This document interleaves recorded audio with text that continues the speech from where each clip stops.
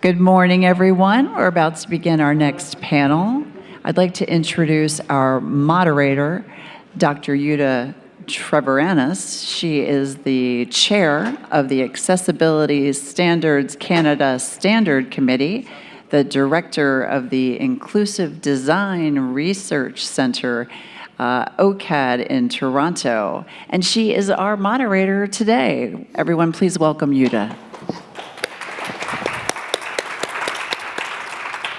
And thank you, voice from the back. I was looking for the person saying that a second ago. And this is a continuation of somewhat of the discussions that we've been having this morning with respects to standards and regulations. And what we're going to talk about today is what we're doing in Canada and how Canada is different. And it is quite different. And one of the things that we've been saying is, given the framework that has been instituted within Canada for the Accessible Canada Act, we have an infrastructure and an organization of different mechanisms and processes that I think will put Canada in the lead in terms of advancing accessibility. So we feel that we have a global responsibility to push accessibility further, and that we may have the necessary tools and frameworks to do that. And I have an amazing panel here, and the panel is, if you were to look at their bios, I think it would take an entire day to read through all of their bios. So I'm going to take Lainey's lead, and instead of doing that, just give you their names and positions and leave it to them to add all of the things that they think are critically important in the introduction. So we have online Stephanie Cadieux, who is Canada's Chief Accessibility Officer. So the very, very top of the top with respect to accessibility within Canada. And then we also have Philip Rizkala, who is the CEO of Accessibility Standards Canada, with huge responsibility with respect to guidance regarding accessibility standards and regulations. We also have Sam, or Samhavi Chandrashkar, who is the Global Accessibility Lead at D2L. And last but not least, Monica Ackerman, who's the Head of Accessibility at Scotia Digital and Scotiabank. And we'd like to start off with Stephanie. And Stephanie, can you set the stage and tell us about the Accessible Canada Act and Canada's accessibility framework? Sure. Well, hello. Pleasure to be with you. I was in Washington 2 weeks ago for the Accessible Air Travel Forum, so I am imagining I'm there with you today in person.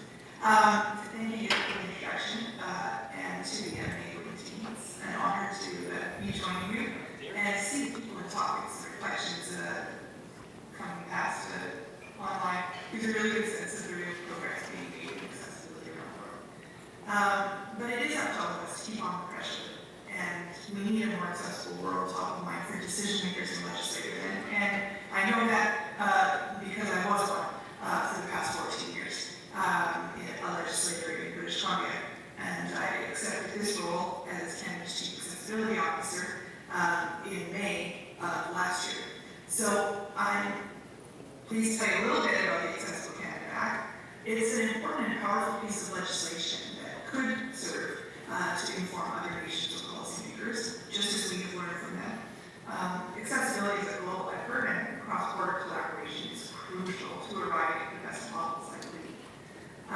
When the Act was passed in 2019, we talked about it as the most significant legislative milestone for disability rights in Canada since 1982. And it builds on our Human Rights Act, and it reflects the commitments made as a state party to the United Nations Convention on the Rights of Persons with Disabilities. The Act is significant. It represents a huge commitment from our government to eliminate barriers, and it puts the onus on systems to be proactive in doing so. Fundamentally, in Canada, we're working to change the way disability is perceived in society, for accessibility to be embraced as a valuable enhancement, a necessary enhancement,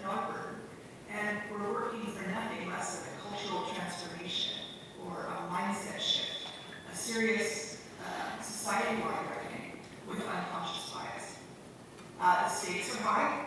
The legislation, the Accessible Canada Act, was developed with input from thousands and thousands of Canadians coast to coast, mostly people with disabilities, advocacy organizations, Indigenous communities. And in Canada, more than 22% of Canadians, or 6 million people, live with a disability. Our success will have a direct impact on the quality of their lives and their abilities to reach their fullest potential and contribute to society in meaningful, self-directed ways. And I'll just add, for those who don't know me, I'm a member of the community. I had a spinal cord injury when I was 18. I have one. I use a wheelchair. So all of this is incredibly personal for me as well. The Act aims to create a barrier-free Canada by 2040, and that is no small feat.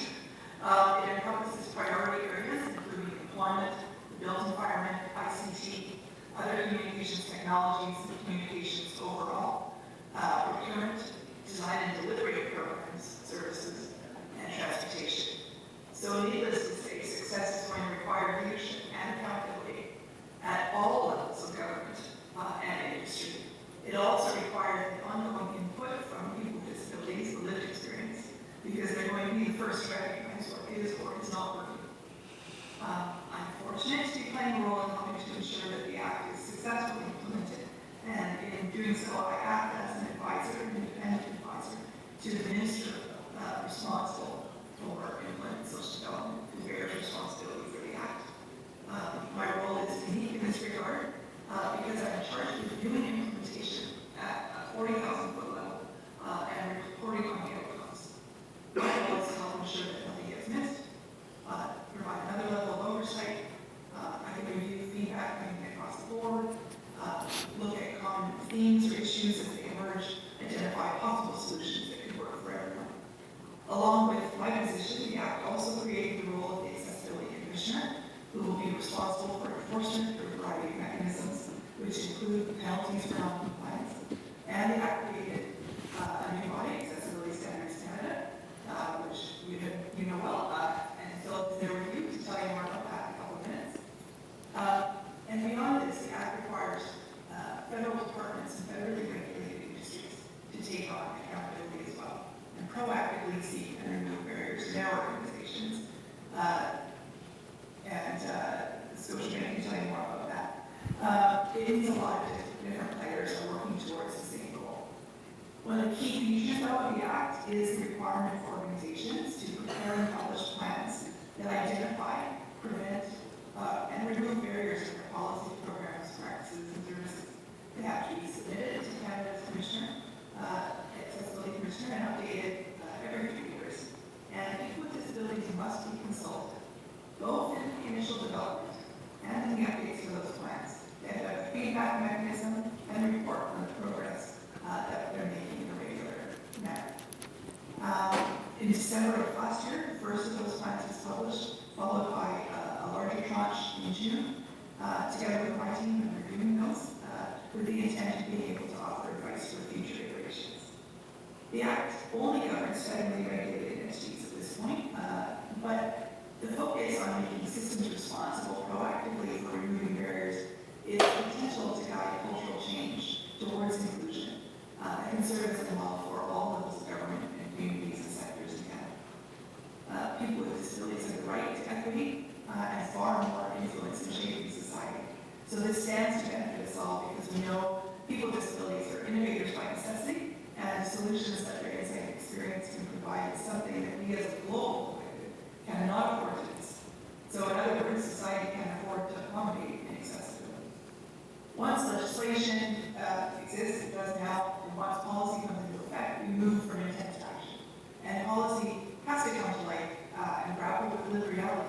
That's why consulting people with disabilities, or the principle of nothing without us, is critical and baked right into the Act.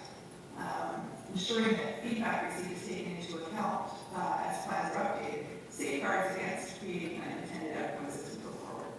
So I'm going to be paying close attention to feedback, especially from people with disabilities, because it's the only way we can continuously improve our policy and practice if we really look at the experience of those people that those policies and practices are intended to benefit. So, these are early days.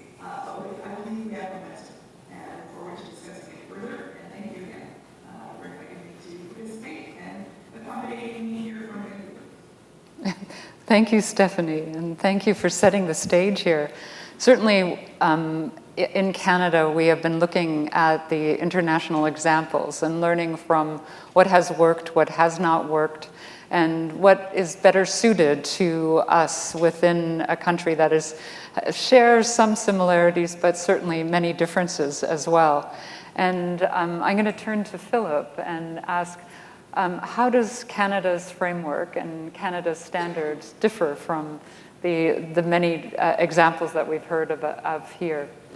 Thanks for the question, Yuta.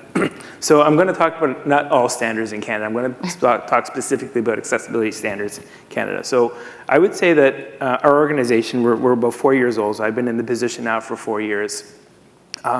We're probably very, very unique, and we're probably the only organization in Canada for sure, and more than likely also in the world. I have yet to come across another organization like us that has a mandate that we've been given. So we develop standards specifically to remove barriers to accessibility. That's our bread and butter. That's exactly what we do in our office. And we do this in a very, very unique way. So I should say we have two mandates. One of them is we develop the standards to remove barriers, but we also fund a lot of research that also works towards removing barriers and providing guidance for the standards development and for policy decisions. And why I say we're really unique is because we are the only organization that embeds persons with disabilities into everything we do. And this is really key for us. So I want to go back and give you just a little bit of history. When I first started this job 4 years ago, I came into an office with a telephone and one staff person. So we were basically given carte blanche to do what we wanted and how we wanted to set this up. So from day one, we came in and said, first thing we're going to do, we're going to build the most accessible office space in the country. And we've done that. Because if we build it accessible for everyone, then we can hire anybody to come work with us. The next thing we did is we started hiring people, and we had a very large representation of persons with disabilities. So we ended up hiring about 25%, if not more, because not everybody identifies, and that's fine, they don't have to identify, but at least 25% of our staff are persons with disabilities, and we're very proud of that number. It's actually rated us as one of the top employers in Canada. So this is we're very, very proud of this. So it's like the old movie, Field of Dreams. If you build it, they will come. So we built it before we even knew they were going to come, and then we ended up getting the right staff coming into our office. So we embedded it right from our staff. But just our standards themselves, the way we develop our standards, we make sure that persons with disabilities are actually on those committees. So anywhere between 50 to 75% of our members are persons with disabilities on our standards. So we have academia, we have government, we have industry, we have private sector.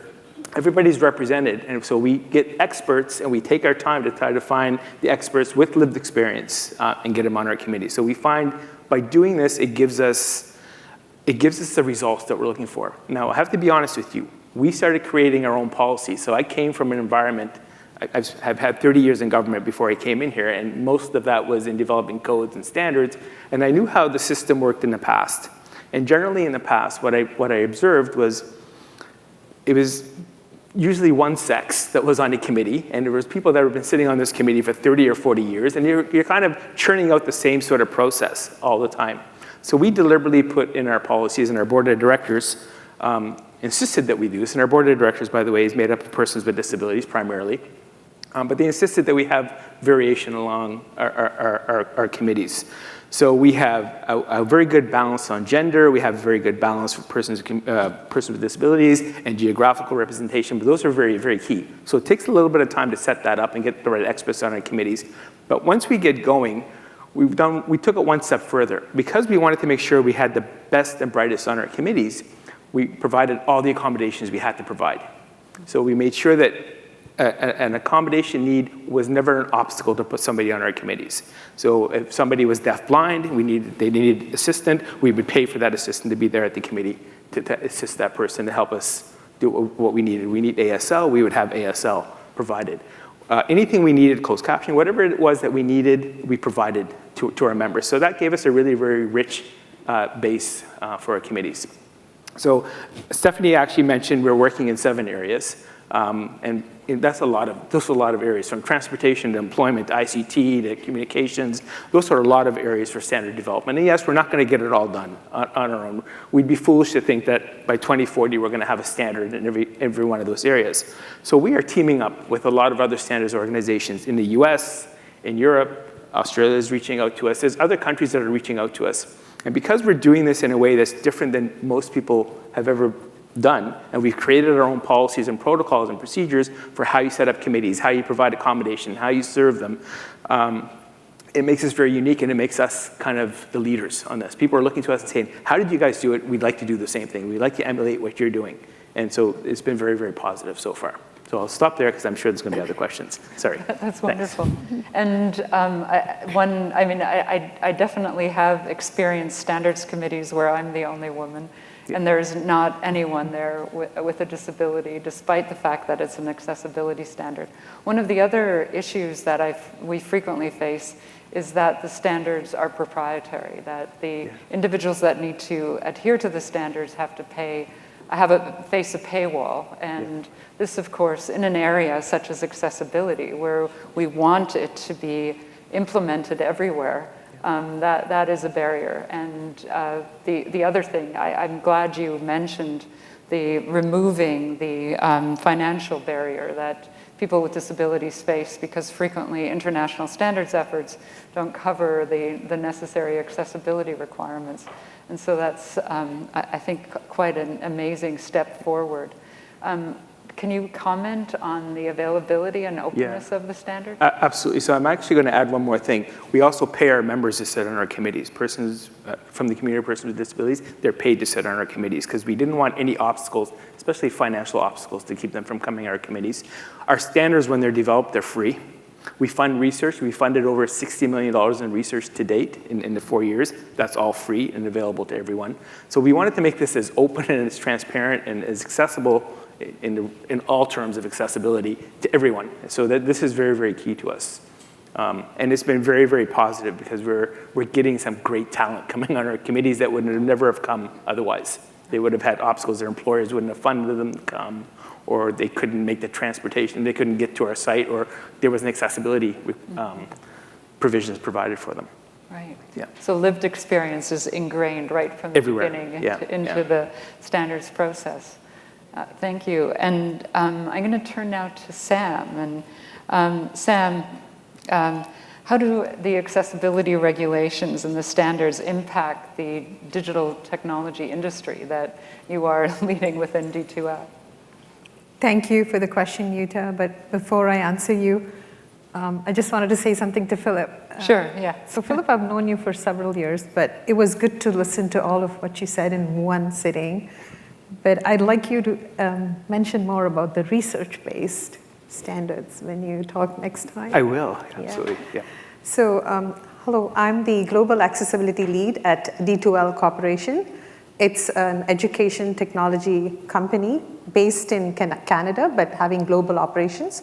So you asked about digital technologies and how accessibility regulations have an impact on that.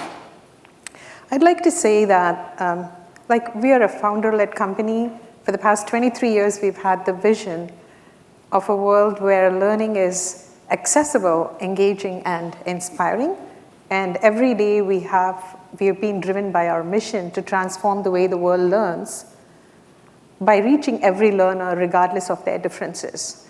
So how it connects with what you asked is because when you want to reach every learner regardless of their differences, you need to know what their differences are, and you need to know what the needs that arise out of those differences are, and you need to focus on equity, not to give everybody the same thing, but to enable everybody to have the same outcome.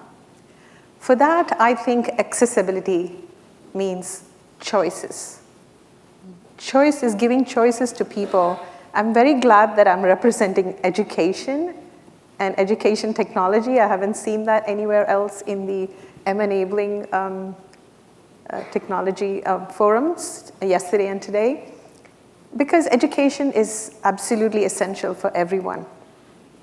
UN SDG 4 also stresses about inclusive, equitable education, and the Convention on the Rights of People with Disabilities, Article 24, also talks about inclusive education. Regulations help a lot because they force people to do what they need to do. But still, digital technology companies could just tick the boxes. Okay, you want a VPAT?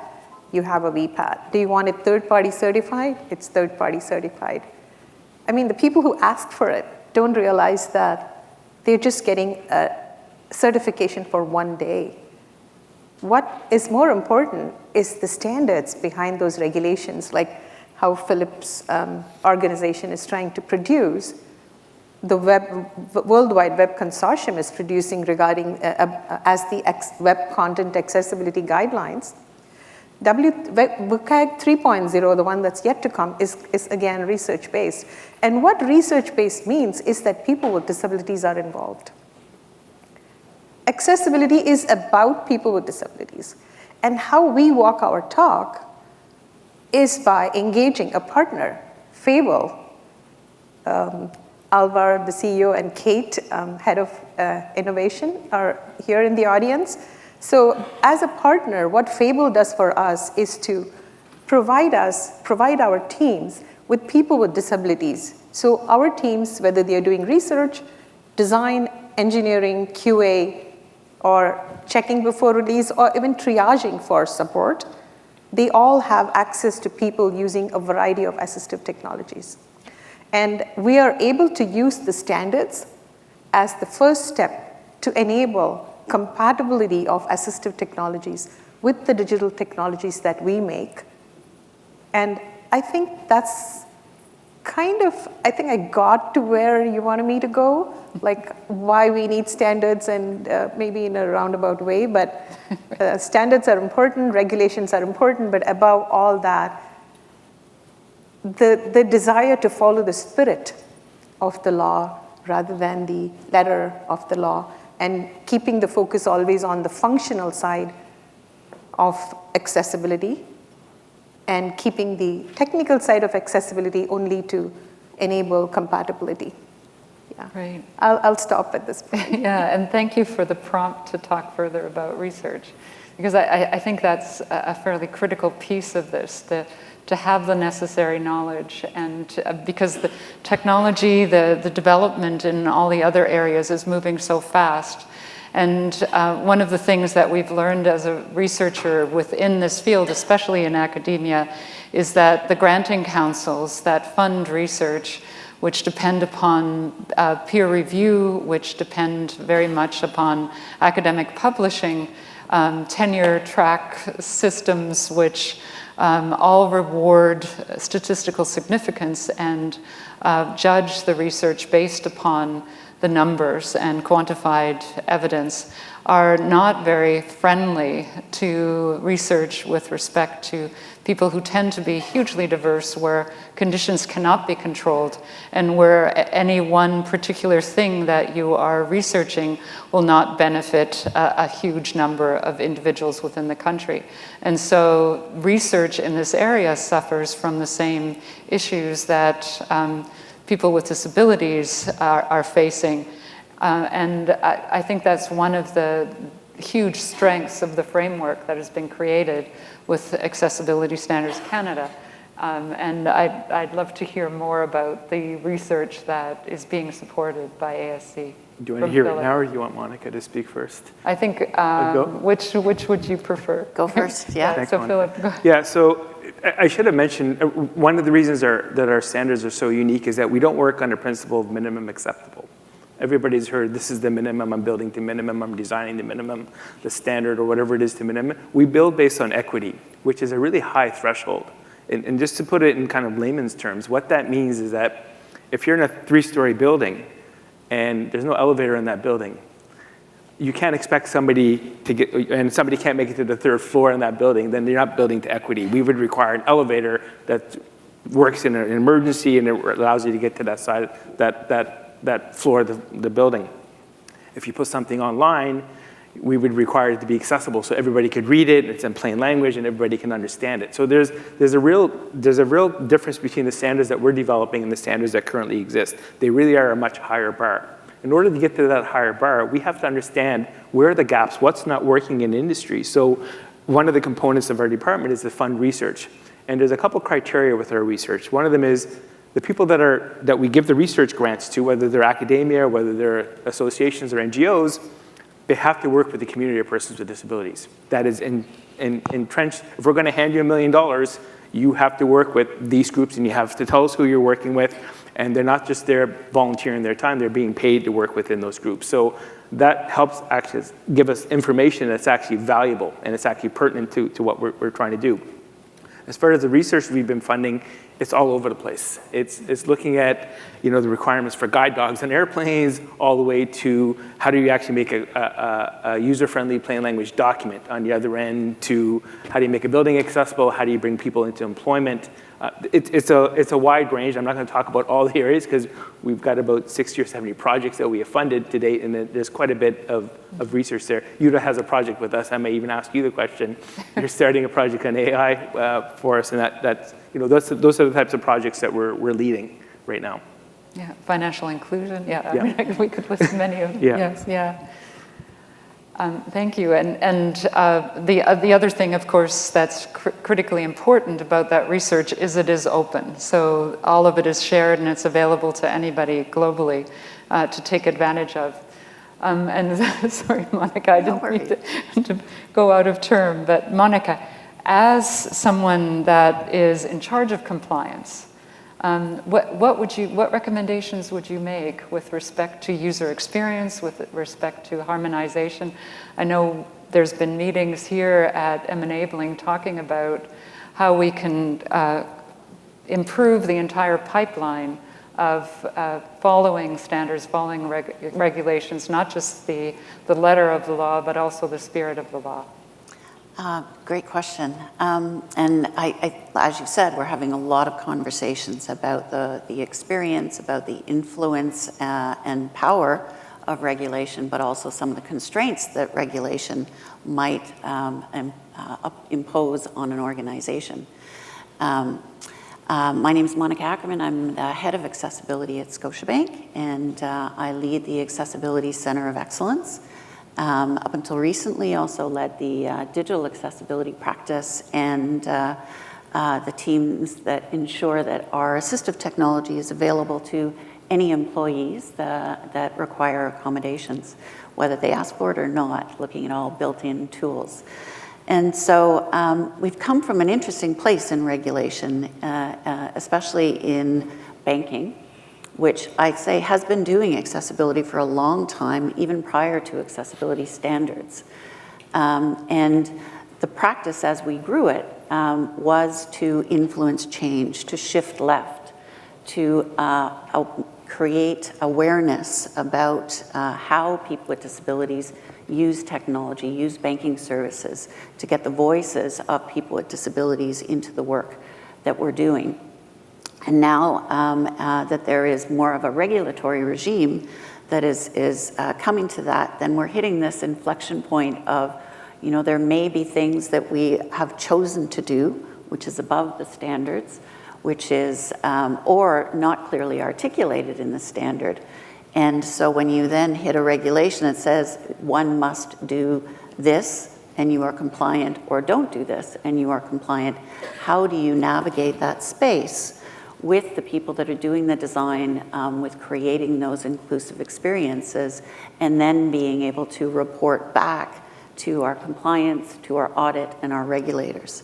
And so it's a really interesting space because these accessibility regulations, which speak to, as we're talking about it, progress over perfection on identifying barriers with that people with disabilities are telling us, as opposed to like a laundry list of requirements.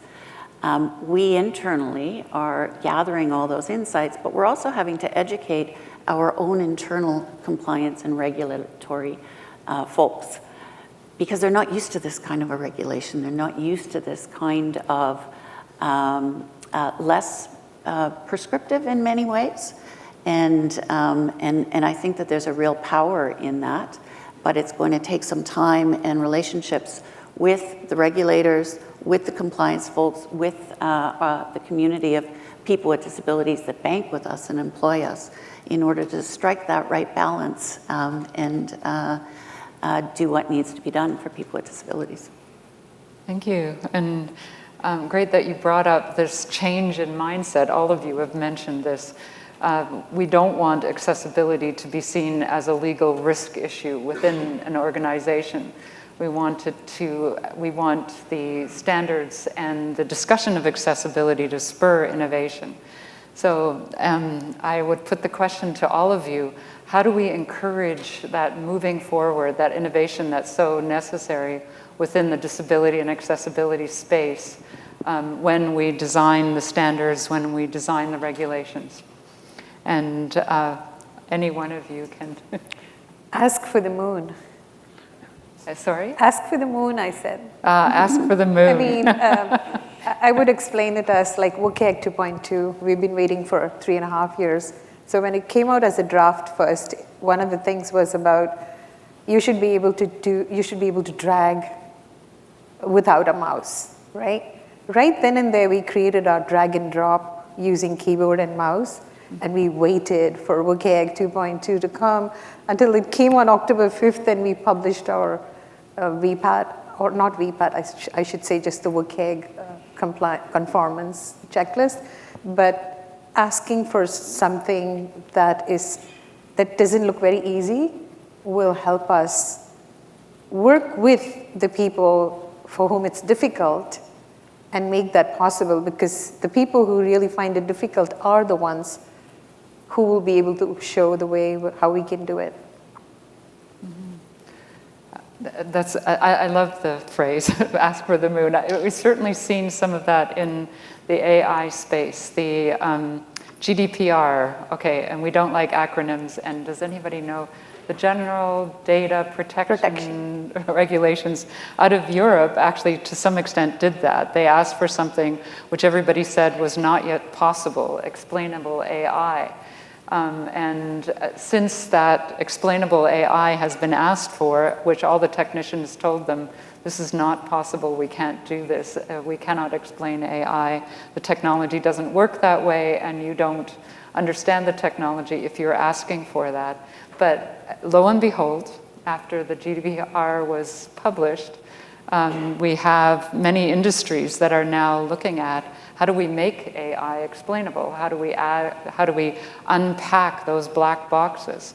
Do you think this is a lesson that we can use in accessibility as well, and in asking for the moon within the standards that we're working on? Maybe I'll Sure. answer this. So I think and I think I agree 100%. You have to ask for a lot and then kind of ratchet down a little bit. And I think the key to success here is performance and prescriptive. So you have to have a kind of nice blend between the two, because the last thing we want to do is we're putting out standards and putting them into regulation, which is the power that we have through the Act. We don't want to put something into regulation that's going to cause you not to meet that requirement and in the end be in violation. So there's got to be a way that we have to allow the performance piece along with the prescriptive. But I think the solution here is working with industry. So before the standard goes out, while they're on the committees, they consult, and we go through all those steps, trial it. Take that standard, take whatever it is that we've developed, and before we go and say, in 6 months this goes into regulation, let's spend this first 6 months or a year working with those industries that are impacted and have them trial it. And if it really doesn't work and the technology doesn't exist, they have time. They have that 1 year gap to kind of get it to work. And if it really doesn't work, then there's an opportunity for a slight tweak. But I would say, I agree with you 100%. We have to ask for a lot, because for 75, 100 years, the accessibility community has been shunned out of everything. So in order to make a really dramatic change, you have to ask for a lot, because a lot of people look at it and they say, well, why are you asking for a door opener on this place? It's because the designers, when they first created the code, said, we're going to purposely omit people in wheelchairs from being able to get into a building. And because they took a conscious decision to omit something, now we have to make a conscious decision to force them to do it. So yes, it's a little bit of hurt right now. And yes, we're going to ask for things that don't exist, but we're all very bright. I mean, the technology is there, the researchers exist. And if we ask for it because we need it, then industry will adapt and they'll bring it in. But Philip, when I have coffee in one hand and laptop in the other, I do that. You do, exactly, it helps everybody. I like yeah, it. You're right. Yeah. Yeah. Working in a federally regulated organization, advancing accessibility in the organization, it really helps to get that roadmap to see what standards are coming. How can we prepare our organization for those standards? How can we, well, for me, it's about jumping on opportunities.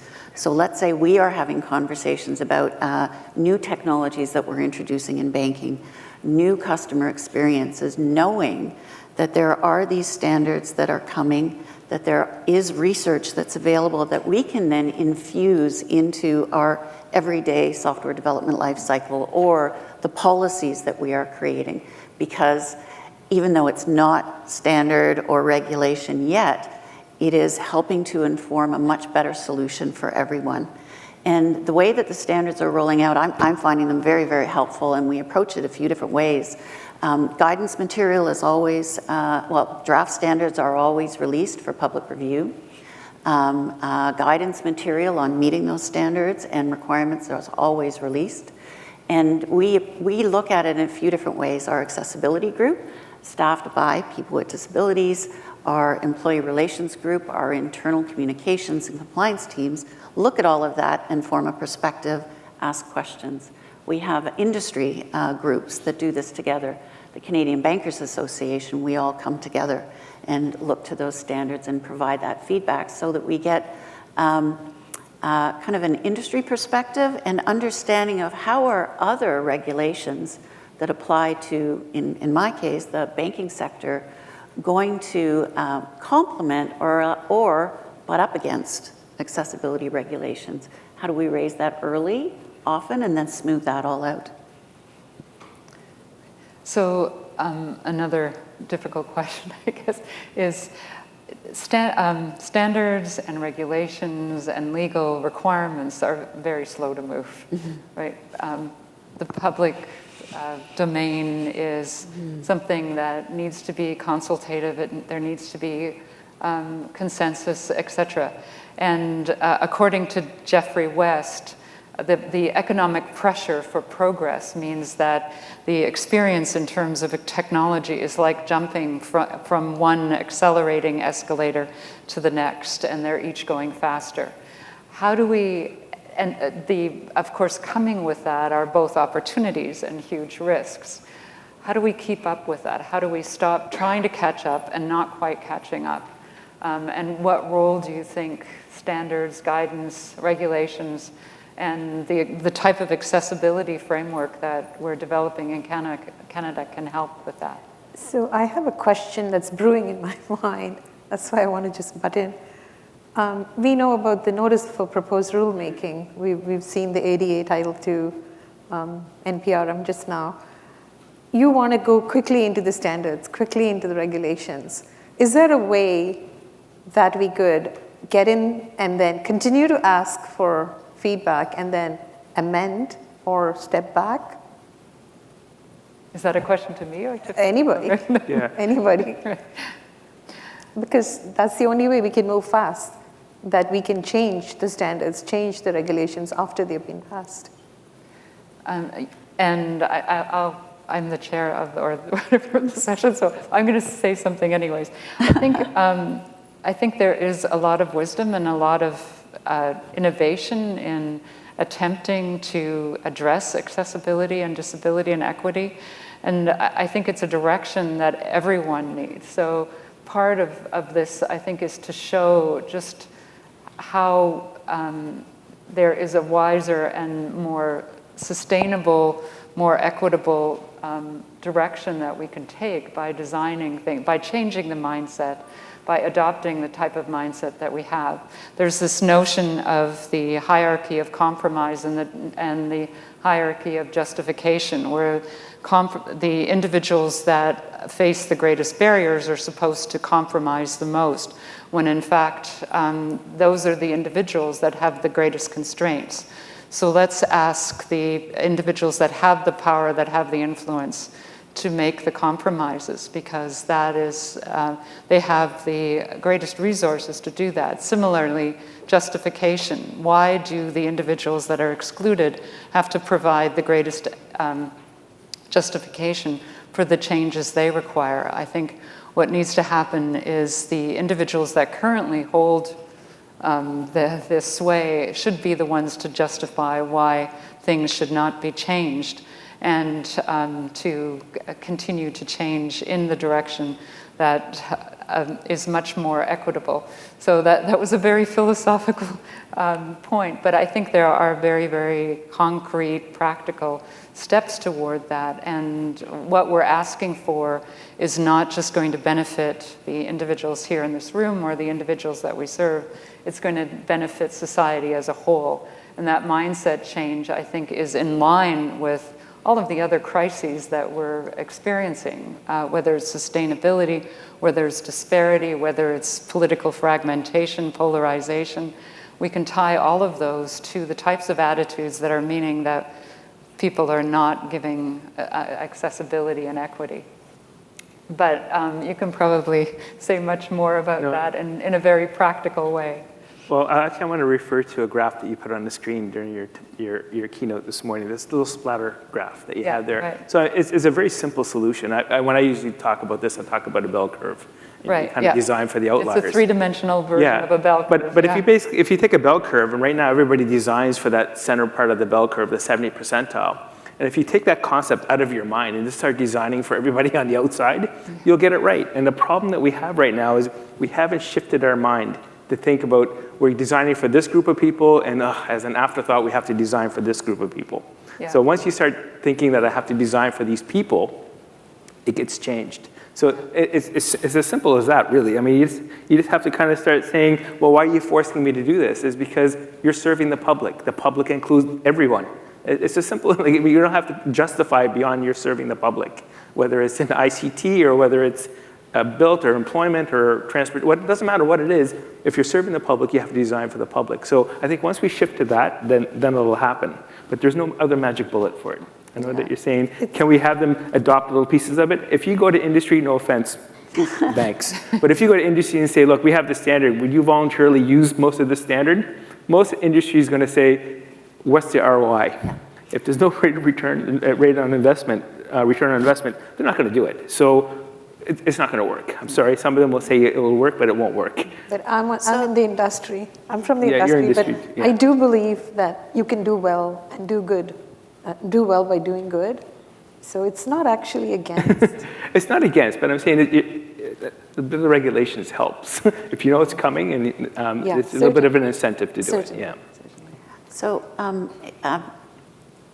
we're businesses. I know there's been conversations in other sessions that businesses, in order to exist, need to earn money.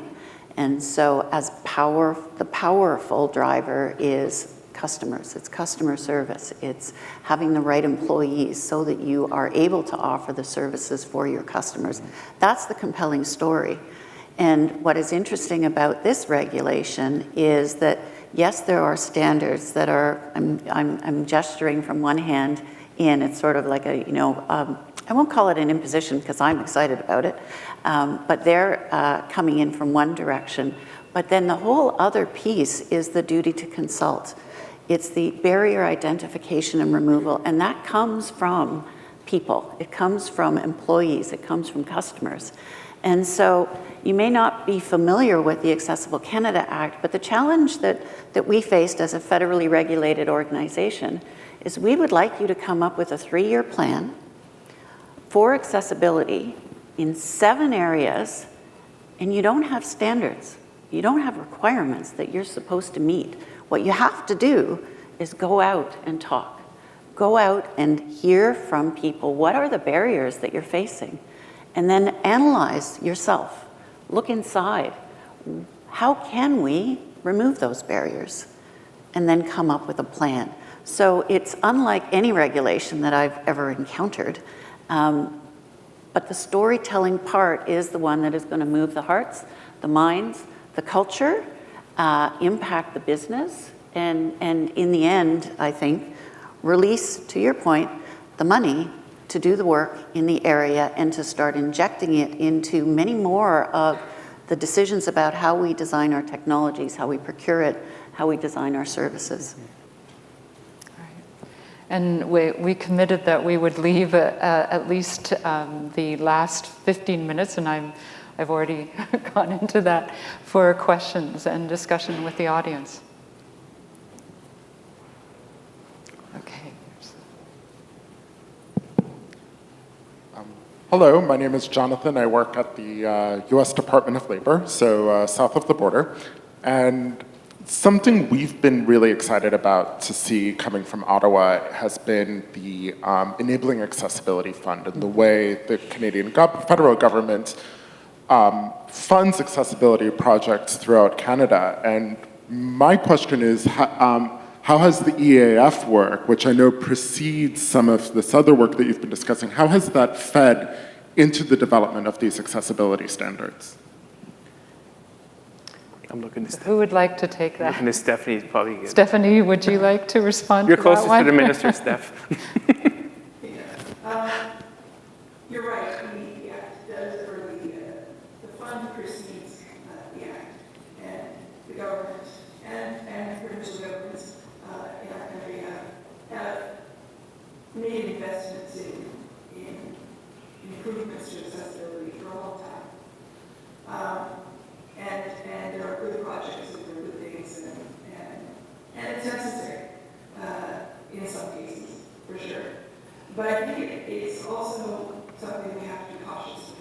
And the reason I say that is if organizations are only going to become accessible, think about accessibility and shift their mindset to include everyone, if they get some money from the government to do it, it's not going to happen here.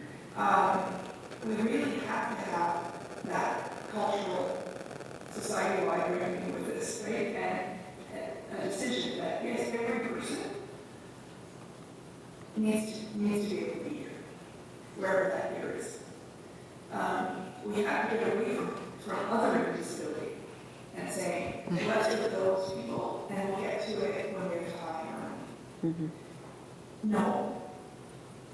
People with disabilities are 22% of every market segment, every part of society, every group, every family. We have to shape our thinking to realize that it's important everywhere, all the time, and it has to be done from the beginning. And that is why the Act came after, consultations with people with disabilities across the country, saying, what do you need? Why that conversation started with them, and why the Act regulates that organizations now, like Scotiabank, like the Department of Fisheries, has to include those conversations with people with disability to figure out what are the barriers and what do we have to do. Because it's not a one-size-fits-all. Disability is not one-size-fits-all, so accessibility is not one-size-fits-all. So there is a role, certainly, for a fund like the EAF, and it does good things, and sometimes projects that are funded spur on other things, definitely having that. And we're constantly learning, right? And that's important. But I certainly would want to suggest that that's the way we get to accessibility. Right. Yeah, and in terms of ROI, I think there's a shift to full environmental costing, and I think there needs to be a shift to full social costing as well, because many of the ROI formula do not take into account the costs of not doing this, and I think that definitely needs to enter into the spreadsheet regarding the ROI. So we have another question. Hi, my name is Pina Dintino from Equim Global Access. Thank you all for the panel discussion, and it's very, very interesting. So having had the opportunity to work on the Ontario for Disability Act, where we worked on standards for ICT and employment. We recognize back then, from some perspectives, the advocacy groups would say, oh, 2025 is so far away, and we need this sooner. And the businesses were pushing back, saying, no, we need that time, probably even more, to get there. And being now 2023, and we're not quite there in Ontario, as we probably all know, but we also see other provinces coming up with very similar legislation with timelines. I'm kind of curious as to when we think about the Accessible Canada Act and we look at some of the experiences and lessons learned from other regulations across Canada, how do we think the Accessible Canada Act is going to be more successful in meeting that timeline of 2040 vis-a-vis what we've experienced at the provincial level? I'd like to take this one. I'm going to say something really controversial because I don't believe in this deadline for full accessibility. Accessibility isn't something that you fix or that you develop a solution and then you dismiss. It's like washing dishes. It's like doing laundry. It's something that you constantly need to update, you constantly need to attend to, you need to be vigilant about the emerging issues that arise. So I think the deadline is there for those people that need a deadline. As a faculty member, I know a lot of students procrastinate a lot and they need a deadline to do something by, but I don't think that's not when it ends. It is something that constantly needs to be updated. But that wasn't a response to your question. Yeah, that's fair, and I don't disagree with you on that. I believe accessibility to be a journey, and we're constantly innovating and refreshing and getting better at it, of course. But I think one of the lessons, and we look at the U.S. and we look at where it's all about lawsuits. If you're not complying, it's all about. The AODA had penalties associated to non-compliance. We've not seen many penalties applied, right? So there's some need for some teeth, some enforcement to some degree, right? Mm-hmm. And so the question will be, what have we learned, right, from other legislations for the ACA? If we don't want to use enforcement, that's fine, but then how do we make sure that it's being done by a certain date or by a certain timeline, to a certain level, to a certain degree? Yeah.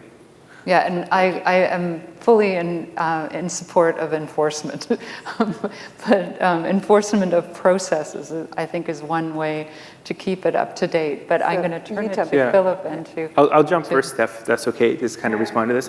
So we watch very closely what's happening in Canada. We also look at what's happening around the world. When people put out requirements and standards and regulations, why do they fail? And we're fortunate enough, you have audits in Ontario. We look at the audits that come out, and we look at audits that happen in BC and other parts of the country, and we learn from those. We learn what works well and what doesn't work well. And I think we touched on one of the elements. The Act has 3 entities: Stephanie, the Commissioner, my office. And I think it's the combination of the 3 entities is really, I think it's a recipe for success for us, because we have enforcement, we have compliance, we have monitoring, and then for us, I'll speak more about what we do. We looked at some of the complaints that were coming back, that the community wasn't involved in the decision making. They weren't involved in the way these standards were put out. They weren't involved in the consultation. So we make sure that they're involved throughout the entire process. It doesn't mean that it's going to be 100% successful, but all those things that people have been complaining about, we're trying to embed those into the process. And I think it's going to give us a better chance of success. I also agree, 2040 is meaningless. It's just a number that a politician put out, but it gives us a target. Our board came back and said, your standards will be done by 2033. So we're working for 2033 because we recognize that it takes a few years for those standards to get into the mainstream. So we actually have an even more ambitious deadline when we're working.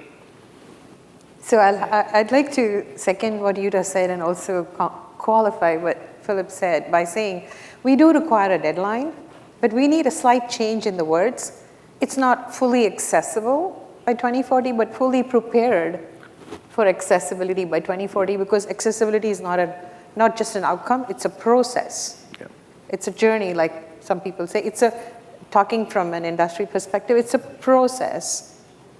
And we need to be fully prepared to handle that process, because we don't know how we can define disability. We don't have a certain set of people who we can call disabled because that keeps changing. Technologies keep changing.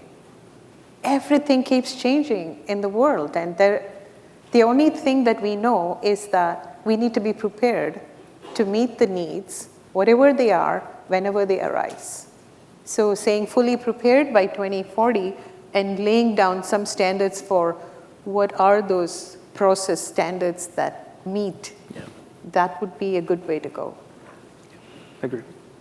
And in terms of, People with disabilities are impatient though. And I understand that, right? They want to see real change, not plans and discussions. And to them, in all the areas where they've been excluded for so long, having somebody say, well, we're not going to be able to do it, it's always going to change, to them is concerning, right? It's just more of the same.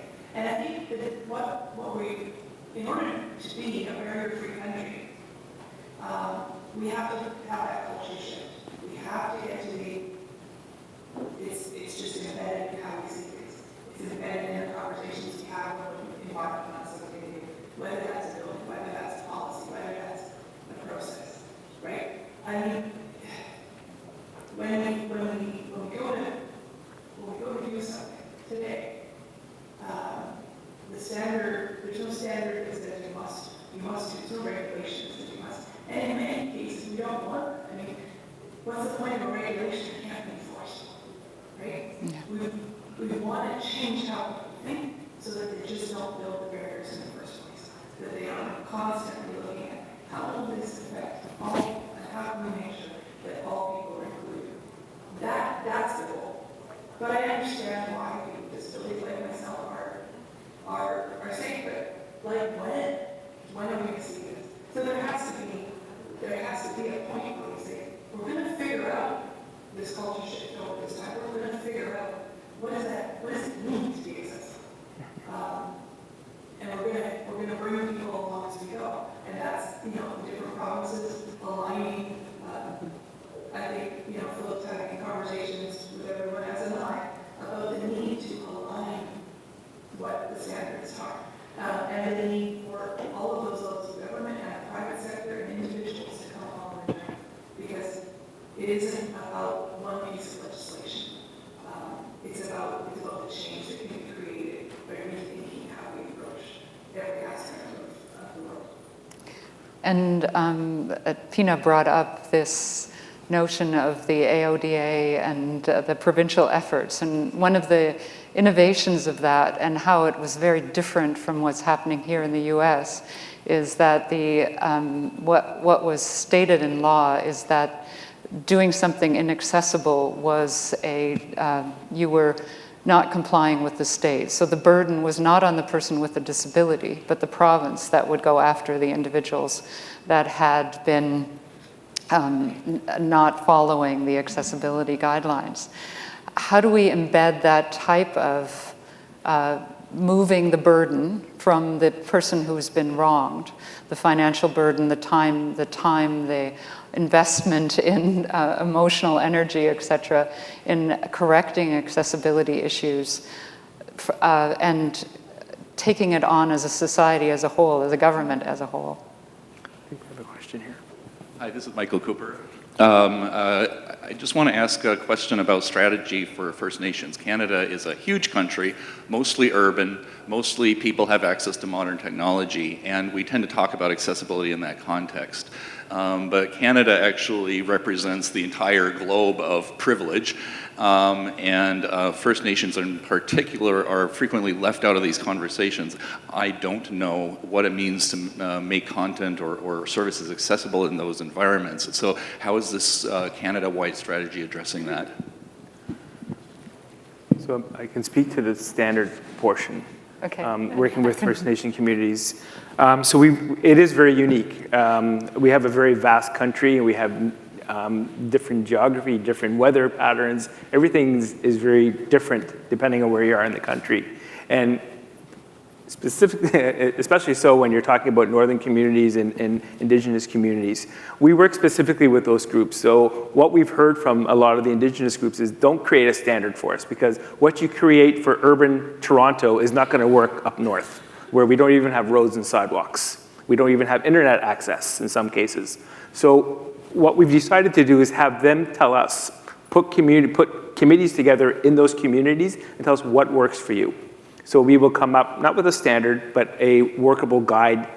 I don't know if we even call it a guide, but a workable document that they can use and their band councils can implement in whatever way works. We fund research in those communities. We're funding them to actually develop guides, working documents in those communities, but they'll be unique for those communities. We recognize we can't do a one-size-fits-all. I was in a community once, and I went to a building, and I said, you go up five stairs and you can't get into, there's no ramp to get into the building. Do you ever have any complaints? And the person, very straight-faced, said, we never get any complaints. And I said, why is that? He goes, we don't have a transit system. People can't leave their home to come here. So there's a lot more problems that we have to deal with in those communities than what we have in the cities. And Canada, to some extent, is a test case for the world. I mean, we have the greatest diversity in terms of the environment, in terms of the situation, in terms of languages, in terms of cultures, etc. And so that's one of the reasons why we think we have a responsibility at the moment, and we're trying to create a framework that can test case much of this adventure or journey into accessibility. And one of the things that we'll be doing, we hope to invite you to Montreal in May of 2024, where we will have a conference called Accessible Canada, Accessible World, and we hope you'll join us in trying to figure out how we can create an environment, that mind change, that sort of shift that is required globally to ensure that we're not leaving out the people who are what I call the vital few, or that people at the jagged edge of the human starburst. And I know we're over time, but are there any last minute things that each of you want to say? Oh, we have another question. I've got actually two quite short questions. One of the things for the European Accessibility Act, we have a review point in 2030 to see how the legislation is working. That was the first question. Do you have the same? Because it was not clear to me. And a short second question, and that has to do with the authorities monitoring how you are doing. Within Europe, and actually we see it happening now, we have to start working with our authorities that mandate the Accessibility Act. And we also see a discrepancy in the knowledge they have. So we are actually searching to participate together to build. Do you have something like that in Canada or not? I missed some of the question. I was trying to read it, so.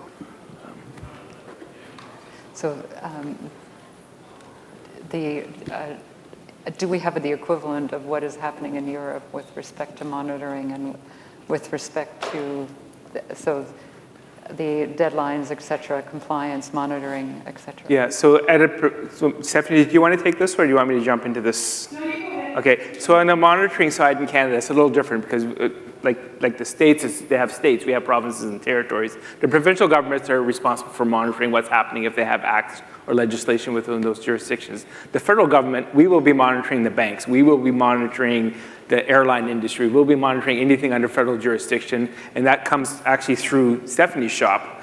They'll be doing the monitoring as well as our commissioner, who will be doing the compliance and compliance adherence as well. So we do have that mechanism in place, but it depends on what entity of government jurisdiction will be doing it.